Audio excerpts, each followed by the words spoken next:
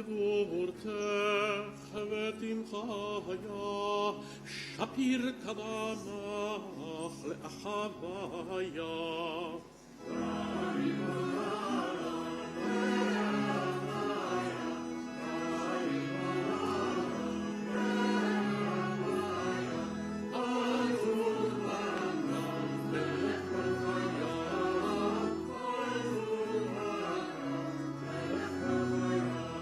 שבחים אסדר צפרה ורמשה, לחלה קדישה דיברה כל נפשה, עירין קדישין ובני הנשה, היי בת ברא ואופי שמיה.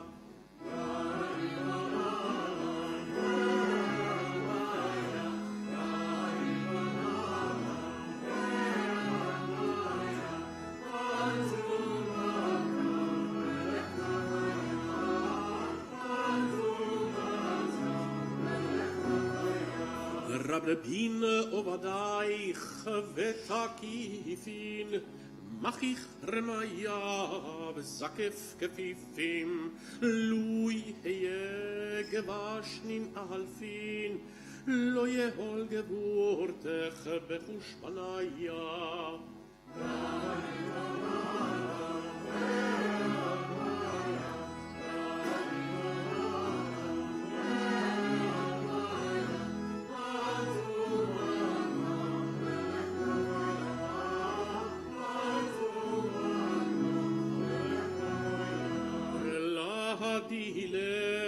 יקר רבותה פירוט יתנך מפומר יבתה והפק יתמך מגולגלתה עמך די בחרת מכל אומיה.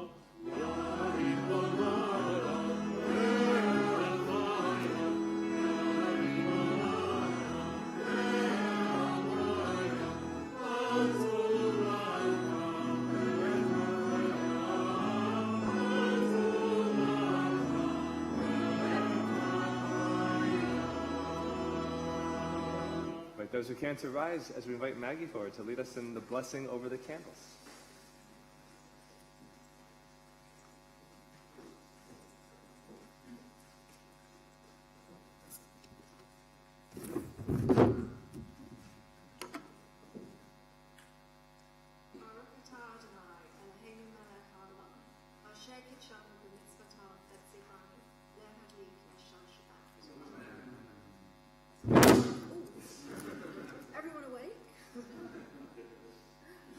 Eternal God, light of the world, bless us with a perfect blessing in your presence.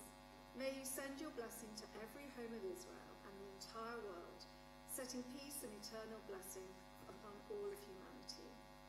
Just as we bask in the light of the Shabbat candles, so too may we rejoice in your divine light. And as the world is made brighter by the glow of this flame, so too may the world be illuminated by the light of your Torah and mitzvah.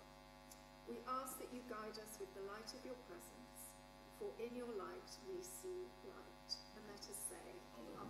Amen. You may be seated. We'll continue on page 2 with Matogo.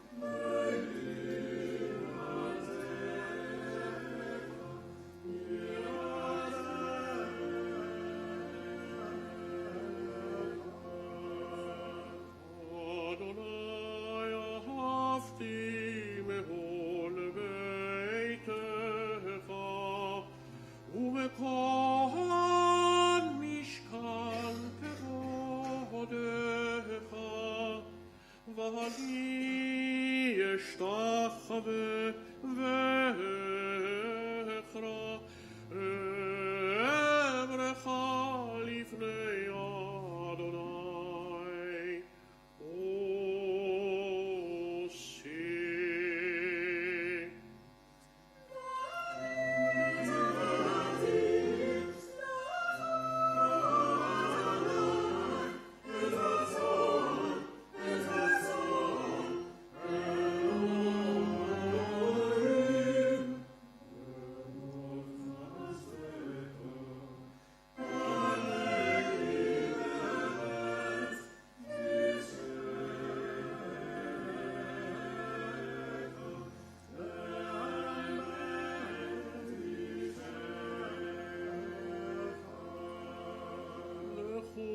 נרננה לאדוני נביאה לצור אישנו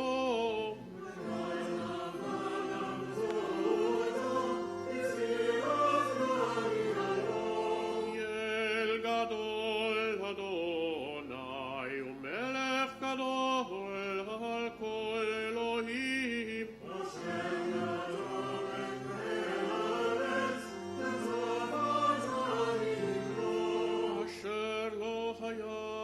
והוא עשהו ויבשת ידיו יצרו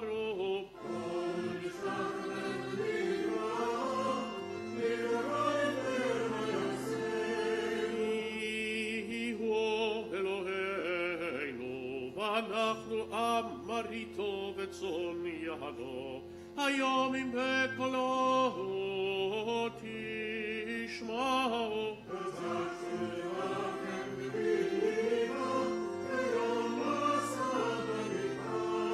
אשר ניסוני אבותיכם בחנוני גמרה ופעלה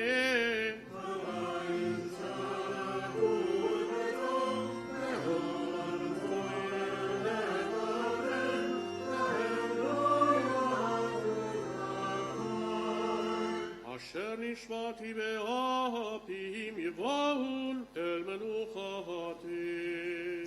Shabbat Shalom, everybody. So, obviously, this coming week is Passover. And if you weren't aware of that, make yourself aware of it because you got a lot of work to do in the next few days if you didn't know. So, Pesach is coming up. And, of course, the holiday is 7 days long. Passover is 7 days long. Sukkot is 7 days long. Hanukkah, 8 days long. There's something about these long periods of time. And then in this week's Parsha, which is Parshat Tzav, we read about the ordination of the Kohanim, of the priests, the sanctification process they go through. And that, too, is 7 days long. Which raises the question, what is it about 7? Why does it have to be the case? And according to our rabbis, they talk about Shabbat, that when there's something really important, we want to make sure that Shabbat has a chance to intersect or to overlap with that event.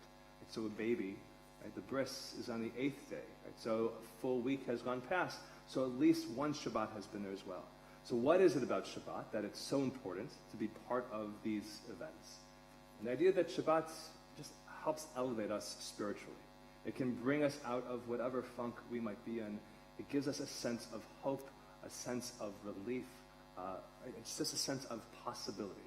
And really that's what Passover is about as well, to be able to put aside that Mitzrayim, that those dire straits that we're trying to leave behind, and really embrace this sense of possibility, of a new beginning, that a true freedom, even beyond our wildest imagination. And so here we are in Shabbat Hagadol, this great Shabbat right before Passover. And we are also reading Parshat Tzav, where we're talking about this power of these 7 days and Shabbat lifting us up. So I just want to invite you to set out into this Shabbat with that intention. Think about what it is that you need to be lifted up from, and what's possibility, what hope you want to hold on to, and allow Shabbat to help get you to that place. We're going to continue our service on the top of page 4 with Lecha Dodi. When we come to the final stanza, we will stand up and turn to the door to greet the Shabbat bride.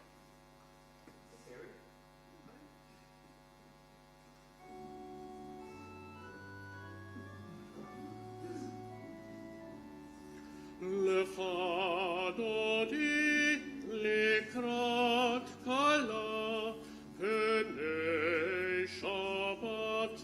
נקבלה.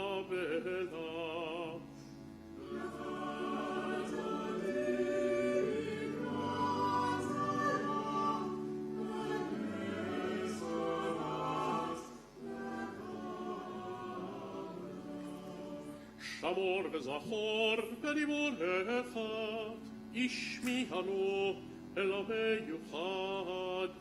אדוני אחד ושמו אחד, לשם ולתפארת ולתהילה.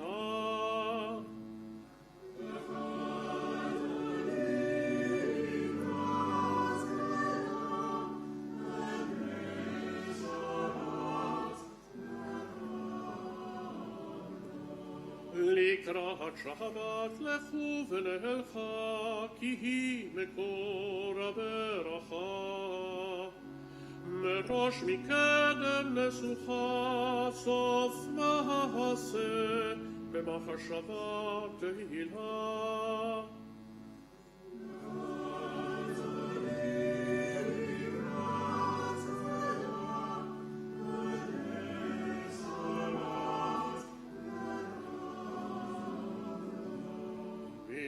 מקדש ולחיר מנוחה, ומצאי מתוך הפכה, רב לך שבט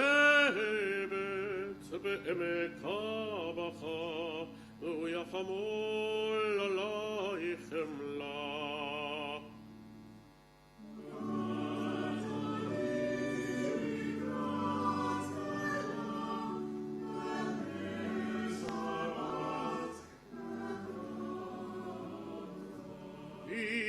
התעוררי, כי באורך קומי, אורי, שיר דברי, כבוד אדוני עלייך נגלה.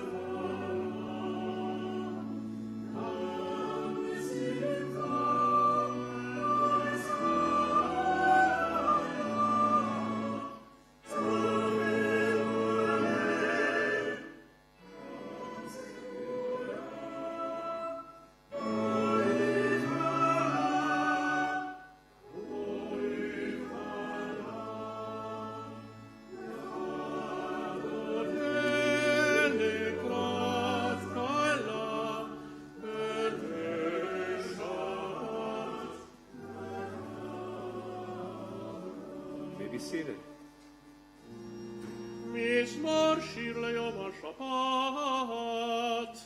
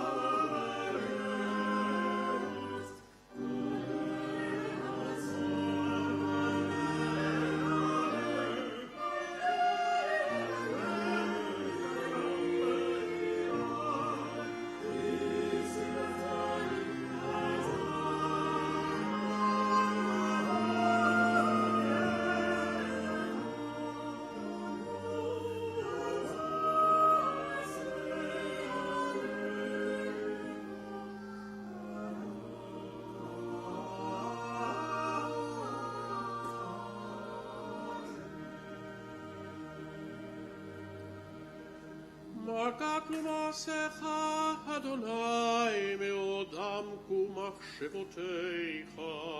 איש בר לא ידע, וכזיל לא יבין את זאת. בפרוח רשעים כמו הסב, ויציצו כל פועלי האבן, להישבדם מדי עד.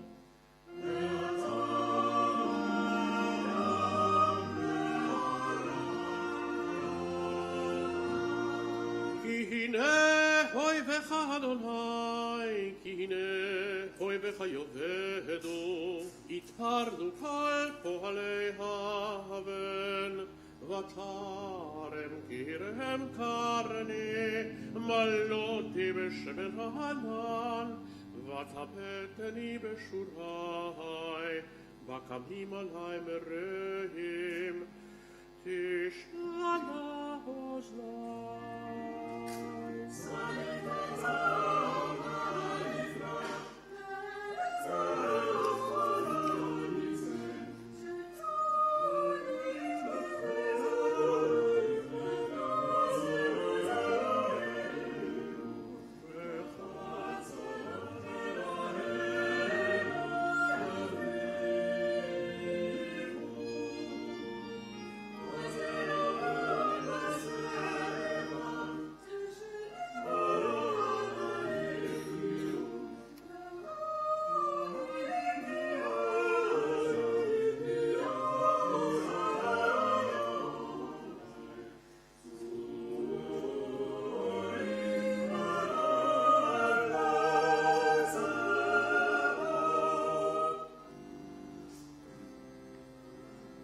אדוני מלך, גאות להבש אדוני עוזית זר, אף תיכון תבל ואל תימות.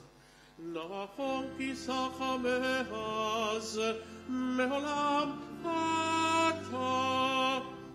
נשאו נהרות אדוני, נשאו נהרות כולם, כיסאו נהרות אהבה, מכל הטמאים רבי, עדרי ושריה, הגר במרום,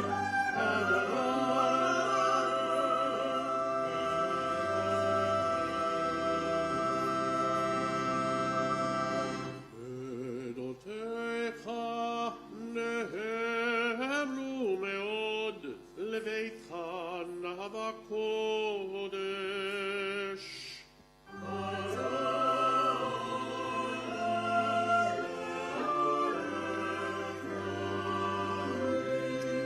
We rise on page 6 for Baruch.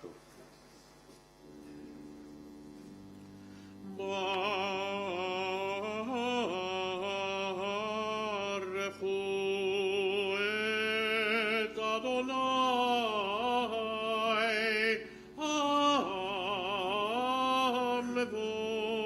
המבורך.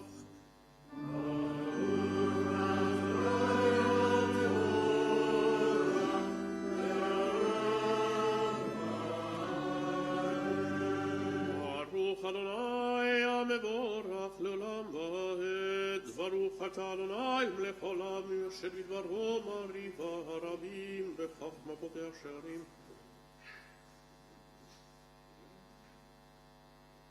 ומעביר יום ומבין לילה, מבדיל בין יום ובין לילה, אדוני צבאות שמו, אל חי וקיים, תמיד ימלוך לעולם ועד, ברוך אתה אדוני, המעריב הרבים. אהבת עולם בית ישראל עמך אהבת.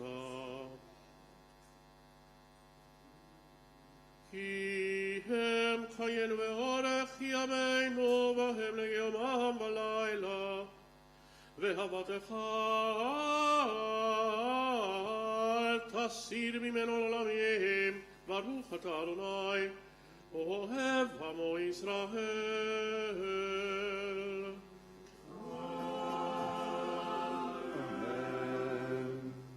שמע ישראל, אדוני אלוהינו, אדוני אחד.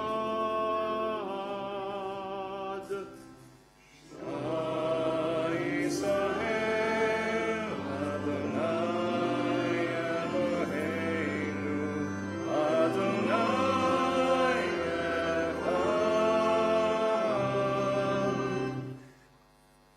ואהבת את אדוני אלוהיך בכל לבבך ובכל נפשך ובכל מאודך, והיו הדברים האלה אשר אנוכי מצווך היום על לבביך, ושיננתם לבניך ודיברת בם, ושבתך בביתך ובלכתך בדרך, ובשוכבך ובקומך, וקשרתם לאות על ידיך, והיו לטוטפות בין עיניך, וכתבתם על מזוזות ביתך ובשעריך.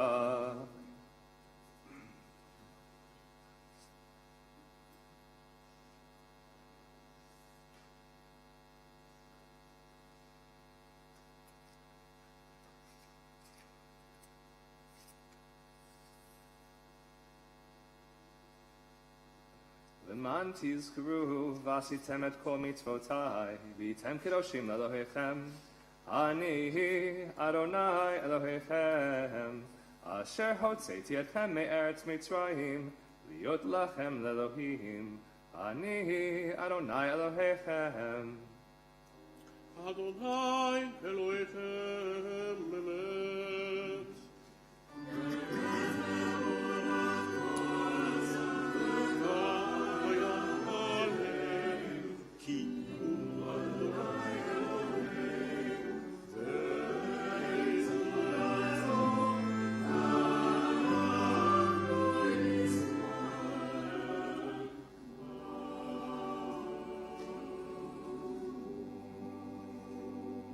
Apodén mi okolo.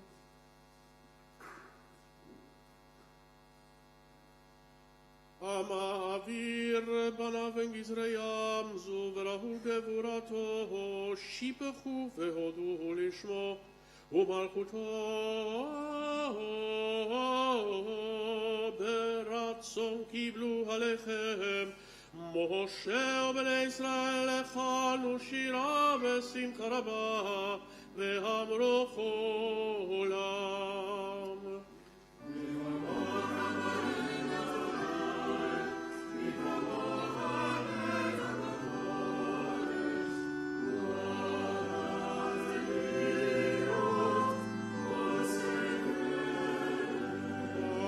איכותך ראו בניך כהים לפני משה זה אלי אנו ואמרו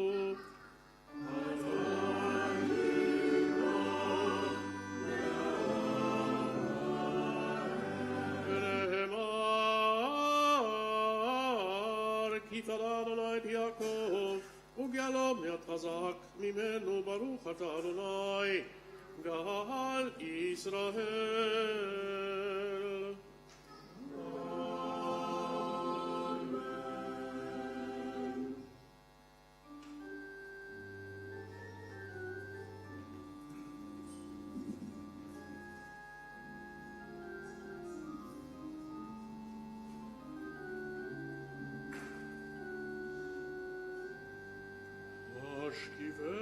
השכיבנו אדוני אלוהינו לשלום והעמידנו מלכנו לחיים ופרוס עלינו סוכת שלומך ותגדנו בעצה טובה מלפניך והושיענו למען שמך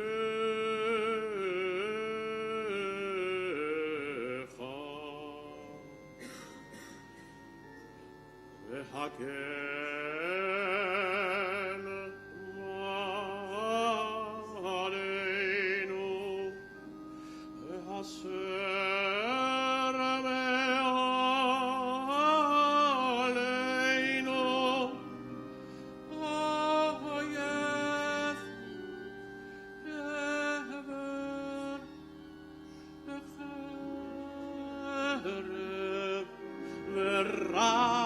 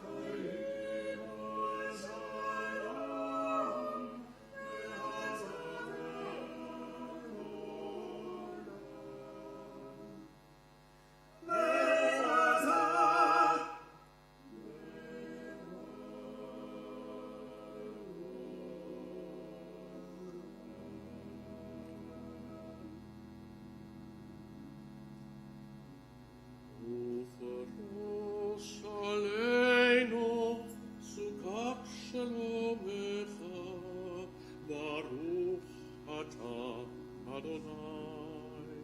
Apores Sukkot Shalom Aleinu. Ve'al kol amo Yisrael ve'al Yerushalayim.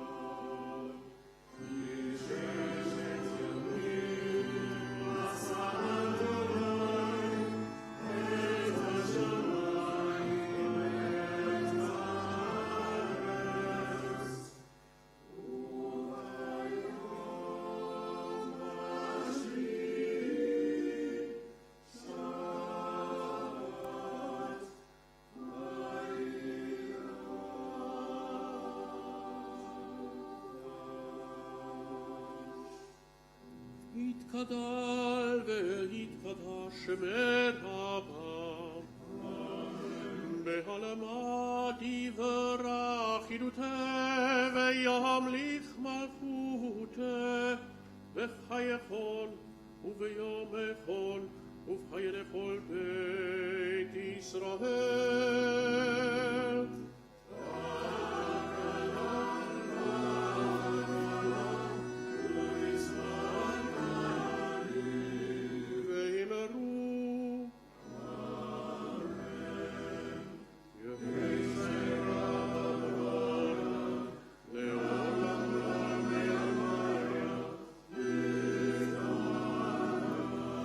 יתברך וישתבח ויתפאר ויתרומם ויתנשא ויתהדר ויתעלה ויתהלל שמי דקודשם לעילה מן כל ברכתה ושירתה.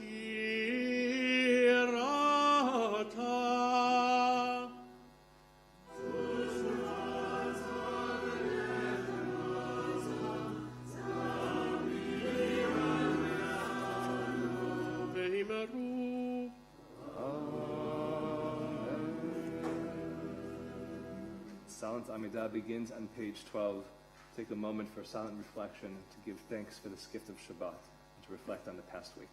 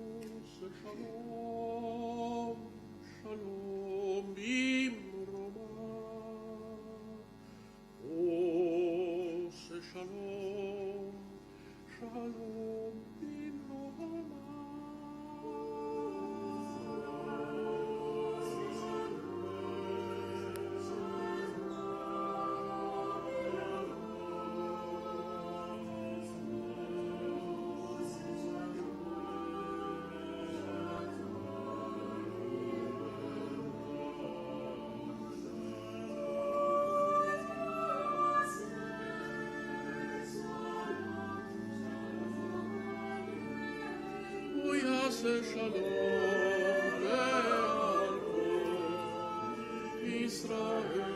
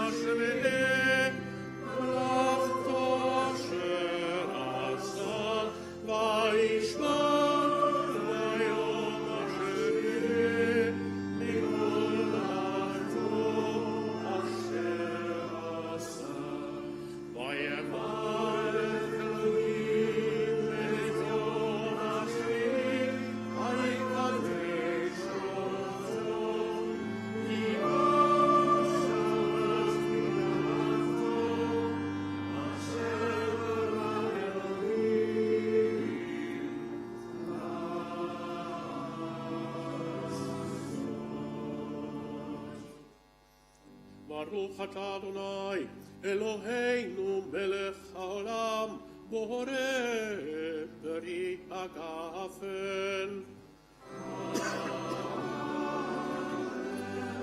ברוך אתה אדוני אלוהינו מלך העולם אשר קידשנו במצוותיו ורצה בנו ושבת קודשו באהבה וברצון הקהילנו זיכרון למעשה בראשית כי הוא יום תחילה למקראי קודש זכר ליציאת מצרים כי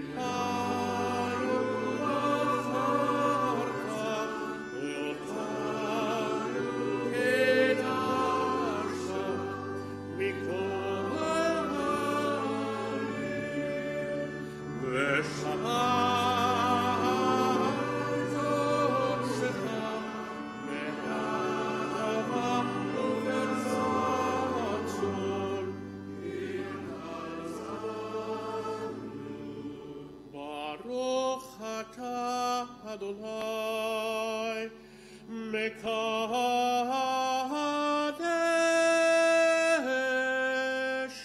HaShabbat.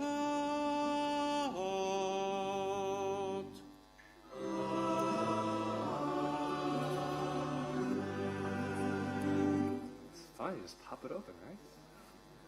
All right. Harry, while you drink your juice in front of you after, I'm going to bless the two of you.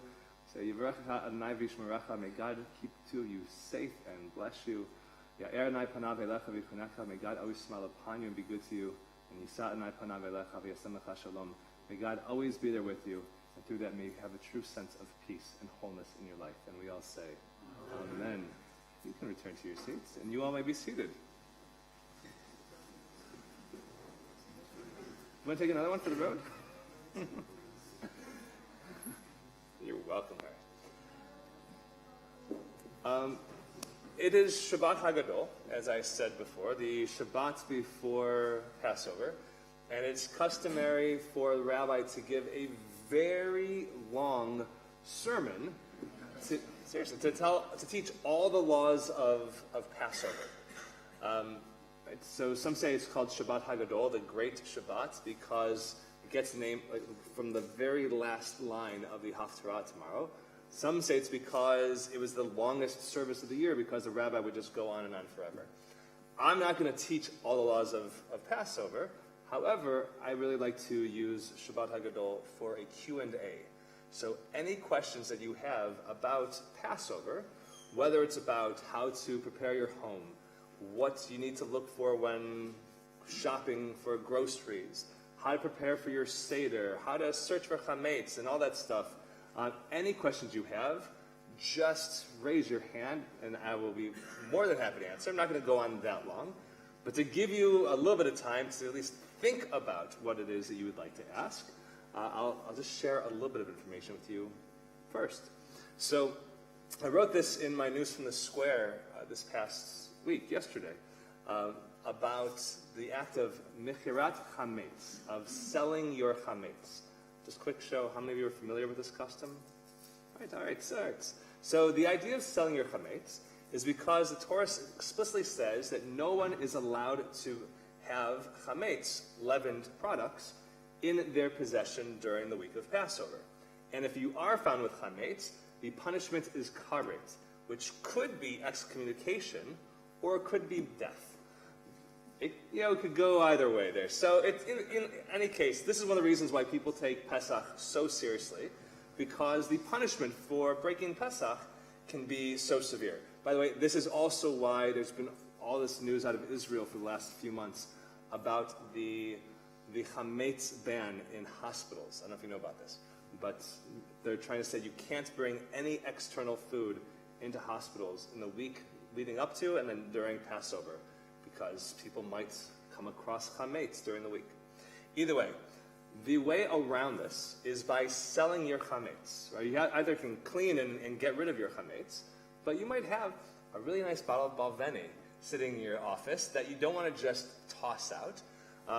Right? You don't want to just maybe donate it to somebody else who might want it, because you might want to enjoy it yourself. So instead, you sell your chametz. And the way that this is done is an agent, you empower an agent to sell all of your chametz on your behalf. That would be me. And then I sell it to somebody who is not Jewish. Now, this is the best part of the legal fiction. I establish the contract of sale with the person who's buying by saying they are going to give me a 1 pound deposit towards the value of everybody in the community's chametz. So all those bottles of whiskey and vodka and non-hechshered wine and all those lovely sauces and jams and things that you've got shoved in the upper cabinets of your kitchen, all those things are worth far more than 1 pound. But the person who's buying the chametz has 1 week to go through the process of reaching out to all the people who are offering their chametz, to go to their homes and approximate, to appraise how much all this chametz is worth, and then come back to me with a fair market price as an offer. If this person fails to approach me and to approach all the people who are selling their chametz within the week, that is, by 30 minutes after the end of Passover, then the sale is null and void from the outset, and you can go right ahead and enjoy your chametz. However, if you don't go through the act of selling chametz, then anything you don't sell is forbidden to you ad infinitum. You're never allowed to have it chametz. So I make very certain to sell all my father-in-law's chametz, that he has a fantastic selection of whiskeys. And it would be a shame to have a nice bottle of something that you can never enjoy because you just didn't sell it.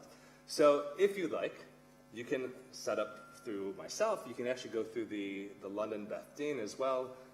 There are a lot of ways to be able to sell your chametz, but I would encourage you to do so. It is one of those more esoteric aspects of Passover traditions, but it is worth doing, even if it is a silly legal fiction. All right, I just spoke for a few minutes. Any questions that might have come to mind as I've been rambling on? No? Yes, Joe. Are you allowed to have lamb at the Passover meal? Right. So, by the way, lamb was one of my favorite birthday meals. So you got your birthday this week, and so I don't know if that's one of your favorite meals, but at the Passover Seder, you are not allowed to have lamb. We have the shank bone on the Seder plate, which is there to remind us of the Paschal lamb and the Passover sacrifices. But ever since the destruction of the temples, specifically the Second Temple, where we no longer offer sacrifices, we are forbidden from having lamb because that might be seen as a sacrifice without the temple being there. So you can have any other type of meat. Our Seder table will not actually have any meat at it. It will just be a pescatarian Seder. But if you want to have lamb during the week, that's fine. But actually at the Seder, no, you're not allowed to have it. However, there is a Jewish community that does have lamb on Passover, and that is the Karaite community. So Karaites are not rabbinic Jews. They are Jews, but they are not rabbinic Jews. And so they follow much closer to the laws of the Torah than all the other laws of rabbinic Judaism. So the Talmud doesn't really mean anything to them. And so Karaites, there's a community outside of Jerusalem. Every year they do paschal lamb sacrifice, even though they don't have the temple. It is kind of wild. So, yes?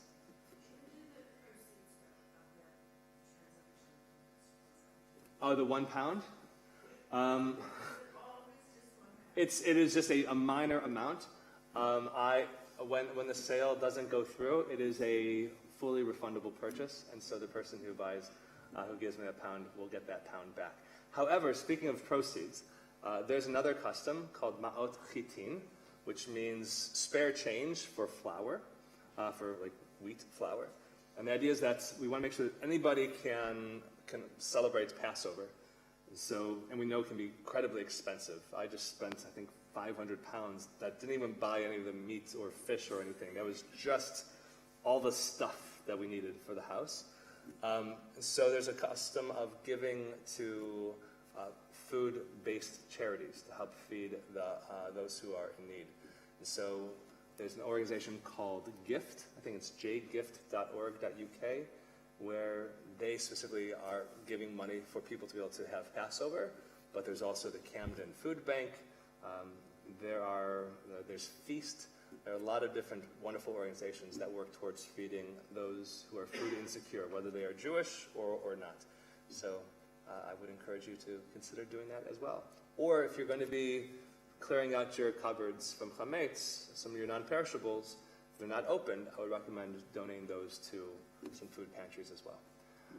Yes, Marty. So like most other families, we have quite a reasonable number of people around the Seder table. And inevitably, we don't have the same number of Haggadahs to have the same book going around. So we have different versions of the Haggadahs. And then we get into a debate about, well, my book says you should do this now, and my book says you should do something else. Why are there so many different variations in the precise ordering in which we should do this? So the question is, when you have different Haggadot, that there might be discrepancies in what they say, what should happen when and where. I don't really know what those discrepancies would be, because most Haggadot are going to be following the exact same order that's laid out in the Talmud by the rabbis. Lift up a cup and say these words and put down the cup. Fill up your cup, but don't drink it yet. Lean to the left. There is a pretty set order, hence the word Seder, meaning order. Right? There is a set way that we do it. But that being said, if you might have a traditional, I don't know, do we have Maxwell House Haggadahs in this country? Probably. Do we? Okay. All right, so if you have like a Maxwell House Haggadah, right, that will be a very traditional one. If you have a different night, which is a modern Orthodox Israeli but kind of liberal Haggadah, it's more family-friendly, it should be pretty aligned with the traditional Haggadah, but there might be some additional things in there. If you have something that is completely, very liberal and just very creative, they may mess with it a little bit. But the set order is pretty much always the same. That being said, if you struggle to have all the Haggadot for all the people at your table, there is another option. If you don't know about this website, haggadot.com, Haggadot, haggadot.com, started by a friend of mine, Eileen Levinson. You can go to the website and you can customize your very own Haggadahs. And there are fantastic resources from all these different organizations and individuals. They've uploaded readings and images and whatever else, and it gives you the set order that everything should happen in. And then for each part, you can pick and choose whatever you want, run them off on the printer, and then you've got 30 Haggadot, so everybody's all on the same page. That being said as well, all that you actually need to do for a Seder really is recite 5 verses from the Torah. My father was wandering Aramean, went down to Egypt there. They grew large in numbers, and the Egyptians oppressed them with harsh labor, and God heard our cries and brought us out from Egypt with a strong hand and outstretched arm. Pretty much those are the 5 verses. If you say that, and by the way, and that's the core text of the Haggadah, everything else is commentary on that. If you say that and you point out the Matzah, Maror, and Pesach, you have really fulfilled your obligation for the Passover Seder. You could be in and out very chick-chock, like 30 seconds. But we want to have this whole experience, and the whole idea is having all these things that get people having conversation and asking questions. That being said, it can be a real drag to sit there for an hour from having a tiny little piece of parsley until you finally get to have some hard-boiled egg in salt water, and then finally your meal. So something else I should let you know is that karpas, that we had a little parsley. Karpas is Aramaic. It actually means celery, not parsley. So that's why you'll see celery on the Seder plate as well. But for the act of karpas, to fulfill that, you can use any vegetable over which you would say borei pri ha'adama. So carrots, beetroot, celery, parsley, other lettuces, whatever. And you don't have to only have that one little bit.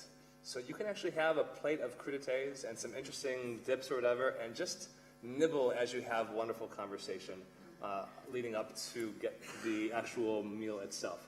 The one thing I would say, though, is you don't want to stuff yourself on veggies, because you are supposed to be able to have the matzah with this real desire, this hunger. So if you eat too much of that, you may not even want your matzah. But by all means, don't just have a tiny little garnish and think that's all you can have while you sit there for an hour. Any other questions? Yes, Anthony? Can you eat rice on Passover? So rice is considered kitniyot. Kitniyot are these kind of grains that aren't really grains, so lentils and legumes also fall under this.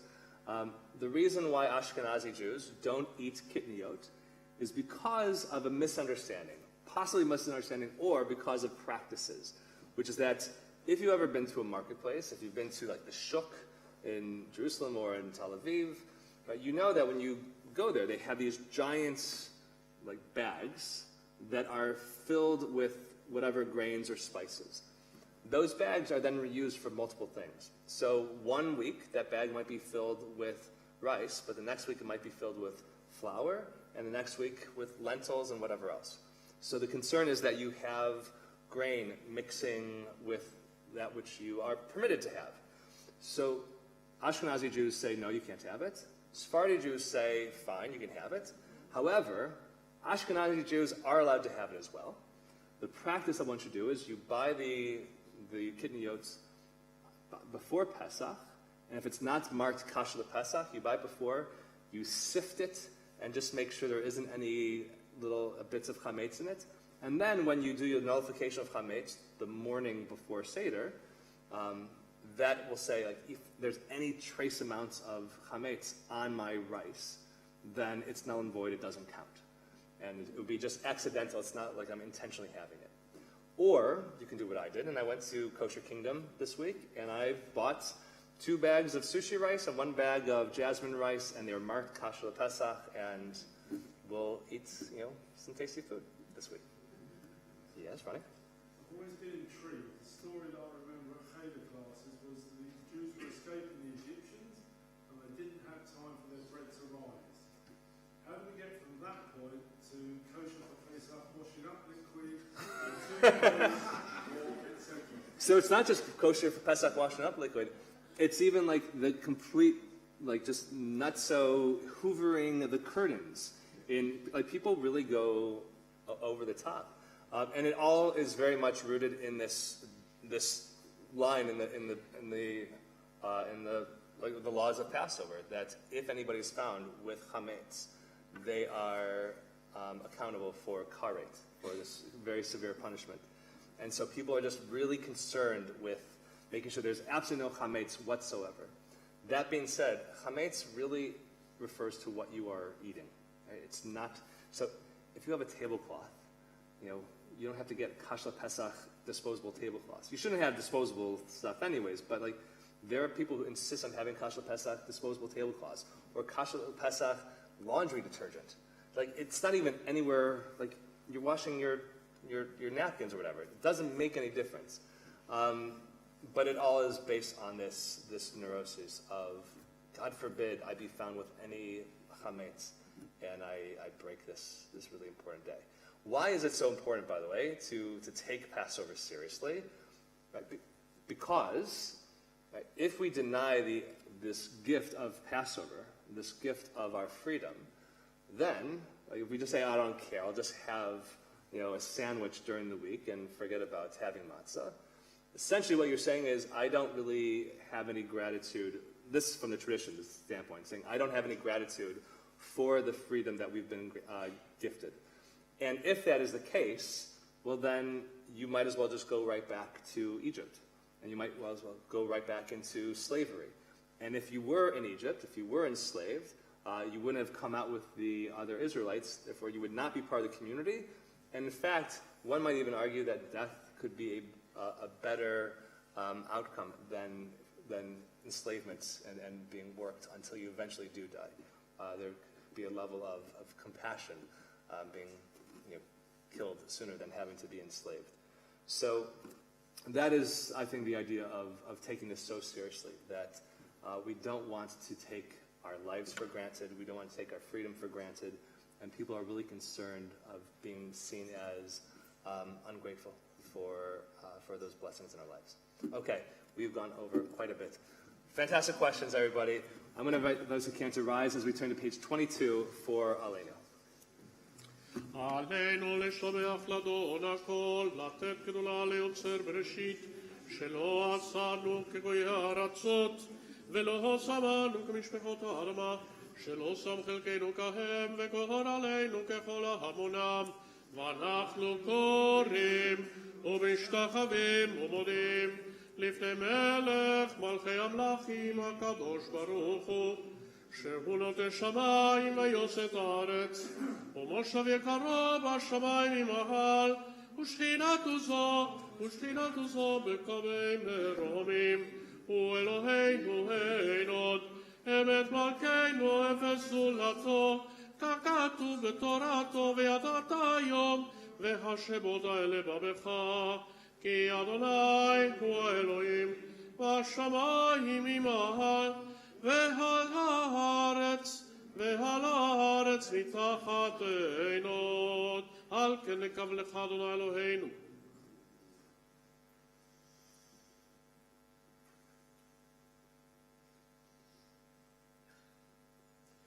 ככתוב בתורתך אדוני ימלוך לעולם ועד, ונאמר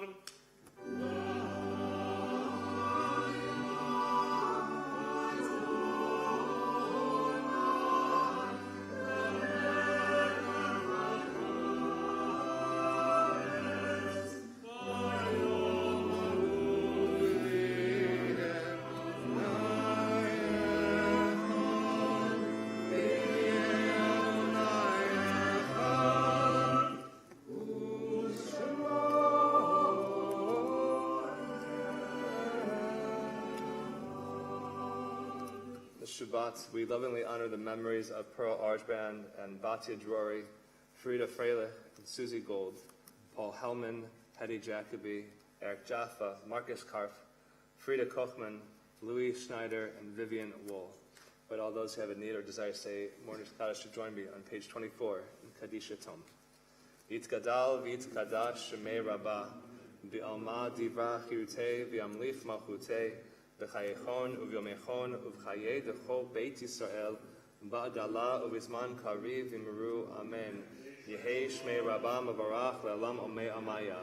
V'itbarach v'yishabach v'yitba'ar v'yitromam v'yitnaseh, v'yitadar v'yitalev v'yithalal shmei dekudsha b'richu le'ela min kol birchata v'shirata tush b'chata v'nechamata damiran v'alma v'miru amen. Yehei shlama rabbah min shemaya v'chayim aleinu v'al kol Yisrael v'miru amen. Oseh shalom romav v'ya oseh shalom aleinu v'al kol Yisrael v'miru amen. May the one who makes peace in the heavens above make peace for us, for all of Israel, and for all of humanity, and let us say, amen. You may be seated. A few very brief announcements before we conclude our service with Yigdal on page 26. I didn't see him because I was in here. Was Neil Nerva outside? Okay. Well, all right. Whoever's out there on security on your way out, please do make sure to say thank you to them. And Maggie, the reason that you were asked to light candles was in honor of Graham's birthday, because Graham's not capable of lighting candles himself, I guess. So there you go. But Maggie, thank you so much for leading us in the candle blessings. There are services tomorrow, 10 a.m. There is no cheder. There is no adult discussion group.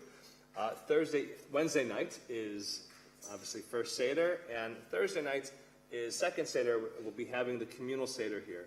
I think there might still be some places available, so if you would like to join us, please call the office as early as you can on Monday morning to reserve your spot. I think right now there are a little over 60 people there, so we definitely have some room, the more the merrier, but please, as soon as you can after Shabbat, reach out to the office. Speaking of Pesach, we have services. So even though Seder is first and second night, there are also services at 6:45, as we always have in the evenings. And there's also morning services, Thursday morning and Friday at 10 a.m., as usual. Friday night, Shabbat services at 6:45, as usual. But just be forewarned, it is a slightly shorter service because we just don't have a full Kabbalat Shabbat. And of course, next Shabbat morning, we have services at 10 a.m. as usual. And now we'll include Hallel, correct? Yeah, so that'll be a fun musical service. A couple other dates just to save in your diary. On Tuesday the 11th of April, which is the one day of Chol Moed that is not Shabbat or Easter or bank holiday, our students are going to be going on a matzah ramble at the London Zoo over in Regent's Park. And it's £28 for entrance to the zoo, as well as a kasher Pesach lunch, which is a bargain. So if you know any students years 1 and up, reach out to the office and sign them up. Starting on Tuesday, the 18th of April, Cantor Heller will be starting a weekly Zoom class studying Pirkei Avot, Ethics of Our Ancestors. And on Sunday, the 23rd of April, we'll be having a fun family event involving some creative thinking and problem solving to work out the answers to some fiendishly puzzling mind puzzles, all presented by the award-winning Happy Puzzle Company. And tickets for this will include not just the fun games, but it will also include a falafel dinner and dessert. So it should be a great time. It's Sunday evening, the 23rd of April. And Wednesday, the 26th of April. Emma, is there anything happening? Are you doing anything that night? Yeah, it's our annual Israel dinner, and Emma plays a very large role in that. So 26th of April, our annual Israel dinner. Please do join us for that. Now more than ever, we need to show the organizations in Israel that embody the values we hold dear, to let them know that we still stand beside them and we're supporting their holy work. So with that, I wish you all a Shabbat Shalom and a Chag Kasher V'Sameach. We'll conclude our service on page 26.